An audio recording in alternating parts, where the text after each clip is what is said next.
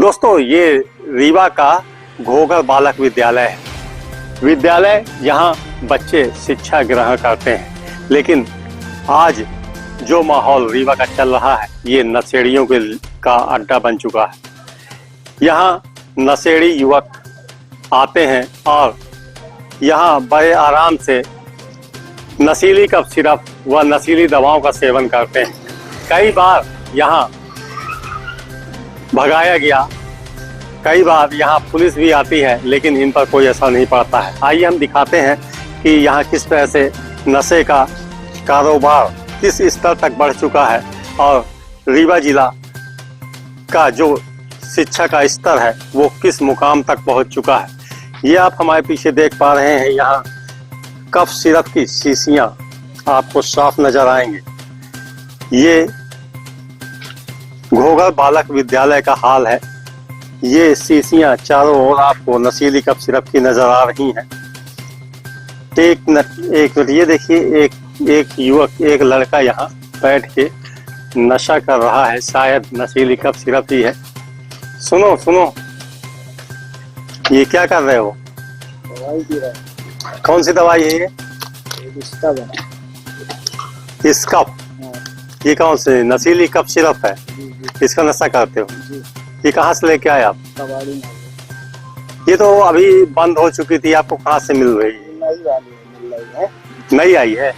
पुरानी जो मिल रही थी वो अभी क्या नहीं मिल रही है, बंद हो गई? वो वाली अपनी रेट महंगा है, कोई ले ही नहीं पा रहा, पी नहीं पा रहा। वो भी मिल रही है? हाँ, मिल रही है कहीं कहीं। कहाँ मिल पाएगी? जैसे अगर हम ढूंढने जाए तो कहाँ मिल जाएगी? हो गया, मिल जाएगी यहीं। कबाड़ी मोहल्ले मिल जाएगी। ये कौन सी, ये बताएंगे, ये कौन सी दवाई है? ये कौन सी दवाई है? ये इसका है। इसका? हाँ, ये अभी आई है? ये कितने की मिल रही है? ये मिल रही है 350। 350 में आप लोगों को मिल रही है। इसका ब्रांड कहाँ, सीसी कहाँ है आपकी?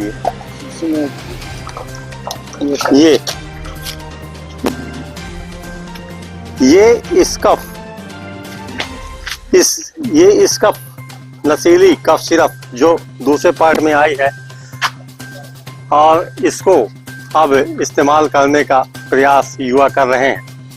जो प्रशासन का, जो शासन का दावा है वो पूरी तरह झूठा साबित हो रहा है कि नशीली कफ सिरप बंद हो गई। नशीली कफ सिरप बंद नहीं हुई, बल्कि उसके पैटर्न को चेंज कर दिया गया है। मुमकिन है कि उच्च स्तरीय दबाव के कारण कंपनी को लगा कि इसमें बदनामी हो रही है, जिसके कारण एक बार इसका पैटर्न बदलकर फिर मार्केट में उतारा गया है और अब युवा इसी का सेवन कर रहे हैं। ये कितने की आपको पड़ी है अभी? ये 350 की। 350 की है। जो पहले मिलती थी वो कितने की मिलती थी पहले, नॉर्मल जब मिलती थी? वो 250 मिल जाती थी, अब वो तो 1000 रुपए मिलती है। तो अभी अब इसको कैसा, टेस्ट कैसा है इसका? वही है? हाँ, हो गया, वही में है। नशा मिलता है। हाँ जी। दोस्तों, रीवा जिले की विकास की गाथा बताने में हमें अत्यंत गर्व महसूस होता है। जब कोई कहता है कि रीवा जिला अब वह रीवा नहीं रह गया, रीवा विकास की तर्ज पर आगे बढ़ रहा है, तो हमें भी अच्छा लगता है, खुशी महसूस होती है और ऐसा लगता है कि शायद कोई हमारे शहर की तारीफ कर रहा है। लेकिन जब कोई रीवा जिले को टूरिस्ट सिटी के नाम से पुकारता है तो उतना ही रंज भी महसूस होता है। आज रीवा जिले को टूरिस्ट सिटी का नाम दिया जाना एक ऐसा दाग बन चुका है जो शायद मिटने का नाम नहीं ले रहा है। अभी आप हमारे पीछे देखिए, ये वो टूरिस्ट सिटी का एक नमूना है, रीवा का कबाड़ी मोहल्ला, जिसे नशे का गढ़ भी कहा जाता है। पुलिस के भरसक प्रयास के बाद भी ये नशे का गढ़ नहीं बंद हुआ। अभी नशीली कफ सिरप एक सप्ताह के लिए बंद हुई, जिसकी जग में आज पूरी युवा पीढ़ी है। सभी को लगा कि नशीली कफ सिरप पर प्रतिबंध लग गया। अब शायद वो बदनुमा दाग हट जाएगा, लेकिन देखने को ये मिला कि कंपनी ने ऑनरेक्स सिरप और इस कफ सिरप का ब्रांड बदलकर दूसरे ब्रांड की एक सिरप लॉन्च कर दी है और एक सप्ताह के बाद अब वो फिर यहाँ कबाड़ी मोहल्ले में बिकना शुरू हो गया है। जो ऑनरेक्स सिरप है वो आज के तारीख में 1000 रुपए की मिल रही है, लेकिन उसका सप्लीमेंट्री सिरप कंपनी ने तैयार कर दिया और अब वो सिरप यहाँ मात्र 250 से 300 रुपए में फिर उपलब्ध हो चुकी है। कुछ दिन, कुछ समय के लिए जो नशे की लत में पड़े हुए लोग हैं उनको ऐसा लगा कि अब उनका क्या होगा। कुछ लोगों ने दूसरा सप्लीमेंट्री ऑप्शन भी तलाश लिया था, लेकिन एक सप्ताह के अंदर एक नई सिरप लॉन्च हुई और एक बार फिर कारोबार उसी तरह से फलने फूलने लगा। हम आपको बताना चाह रहे हैं कि ये कबाड़ी मोहल्ला है रीवा शहर का सबसे बदनाम इसलिए कि यहाँ नशे का कारोबार होता है और इसे नशे का गढ़ भी कहा जाता है। आज मध्य प्रदेश के छिंदवाड़ा में कफ सिरप के कारण कई मासूम मौत की नींद सो गए। इस पूरे मामले में कंपनी भी चिन्हित थी और सप्लाई का भी पूरा खाका मौजूद था, फिर भी मौत का सिलसिला अभी रुकने का नाम नहीं ले रहा। नशीली कफ सिरप के कारण आज रीवा में युवा पीढ़ी बर्बाद हो रही है।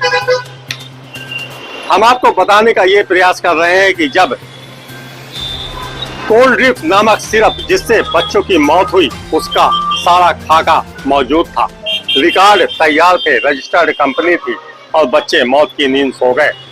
लेकिन रीवा जिले के लिए अभिशाप बन चुकी नशीली कफ सिरप का व्यापार अभी भी चल रहा है। लाने वाले की कोई पहचान नहीं है, बेचने वाले का कोई अस्तित्व नहीं है, पीने वाले को केवल उसके उपयोग का पता है।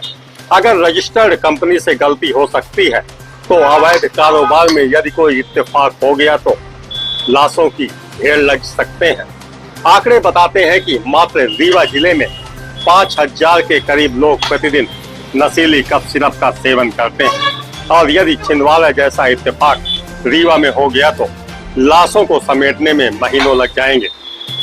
एक और पुलिस प्रशासन के द्वारा निरंतर प्रयास किया जा रहा है। पुलिस प्रशासन ताबड़तोड़ कार्रवाई कर रही है, नशे की खेप पकड़ी जा रही है। आज रीवा शहरी क्षेत्र हो या फिर ग्रामीण क्षेत्र, सभी थानों में नशीली कफ सिरप के भंडार भरे हुए हैं, लेकिन तस्करों की कमी नहीं हो रही है। कुल मिलाकर रक्त बीज की तरह इस कारोबार को करने के लिए तस्कर तैयार हो रहे हैं और दूसरी ओर शासन स्तर पर इस पर कोई गंभीर कदम नहीं उठाए गए और यदि शासन स्तर पर कोई गंभीर कदम नहीं उठाए जाते तो आने वाले समय में हमारी युवा पीढ़ी पूरी तरह इसकी जद में आ जाएगी। जैसा कि आज एक हफ्ते में युवाओं को इस नशे के लिए तड़पते हुए देखा गया है, इसके लिए हर जोखिम उठाते हुए देखा गया है, लेकिन एक बार फिर वह नशे की खेप, वह जहर इसी कबाड़ी मोहल्ले में आ गया है।